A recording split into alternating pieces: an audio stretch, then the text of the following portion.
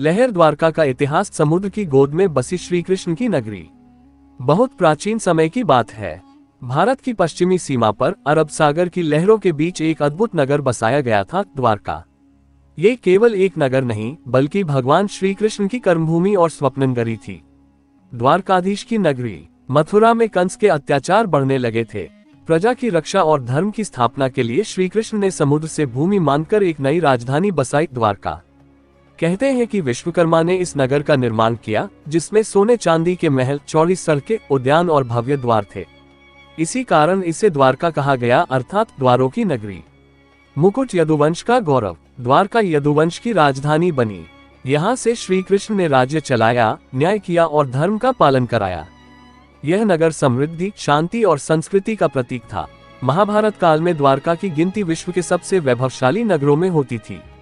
महाभारत के बाद, महाभारत युद्ध के पश्चात जब यदुवंश का अंत हुआ और श्री कृष्ण ने धरती से विदा ली, तब द्वारका का समय भी पूर्ण होने लगा।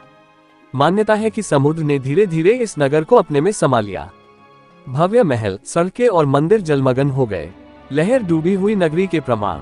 आज भी आधुनिक समुद्री शोध में द्वारका के पास समुद्र के नीचे प्राचीन संरचनाओं, दीवारों और पत्थरों के अवशेष मिले हैं, जो इस बात की पुष्टि करते हैं कि यह केवल कथा नहीं, बल्कि इतिहास और आस्था का संगम है।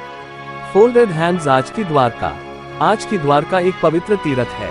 द्वारकाधीश मंदिर में भक्त दूर दूर से श्री कृष्ण के दर्शन करने आते हैं। ये स्थान हमें ये सिखाता है कि समय के साथ सब कुछ बदल जाता है, पर धर्म, भक्ति और सत्य अमर रहते हैं। लहर द्वारका का इतिहास, रहस्य, विज्ञान और भक्ति, भाग 2। समुद्र की लहरें आज भी कुछ छुपाना चाहती हैं। कहते हैं द्वारका पूरी तरह नष्ट नहीं हुई, बल्कि समय में विलीन हो गई। Trident sign. समुद्र से जन्मी नगरी। पुराणों के अनुसार श्री कृष्ण ने समुद्र देव से भूमि मांगी। समुद्र पीछे हटा और 12 योजन भूमि प्रकट हुई। उसी भूमि पर बसी स्वर्णिम द्वारका। यह कोई साधारण नगर नहीं था, यह धर्म द्वारा शासित राजधानी थी। अद्भुत वास्तुकला।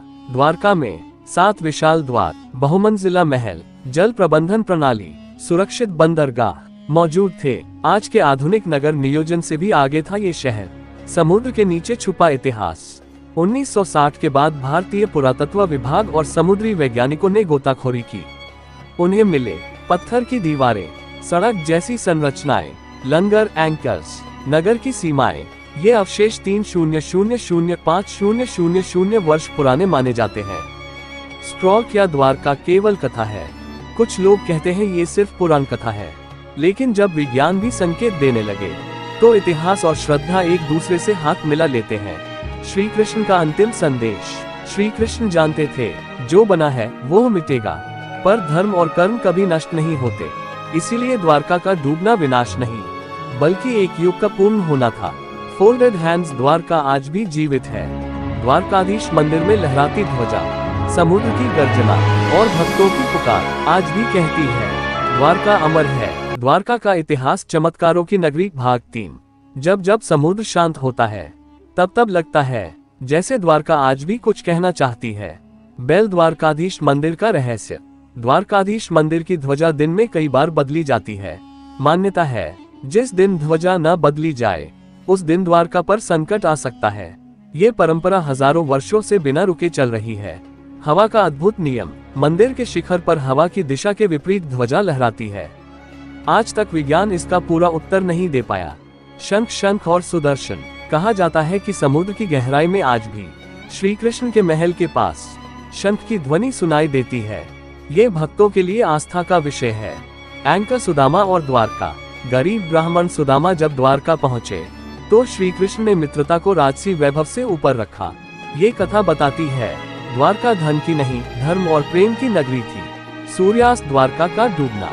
कहा जाता है जब श्री कृष्ण ने धरती छोड़ी, समुद्र धीरे धीरे आगे बढ़ा। एक एक महल जल में समा गया, लेकिन मंदिर सबसे अंत में डूबा। आज भी जीवित आस्था। आज द्वारका केवल तीर्थ नहीं, बल्कि यह संदेश है, सत्ता, वैभव और नगर नष्ट हो सकते हैं, पर भक्ति अमर रहती है।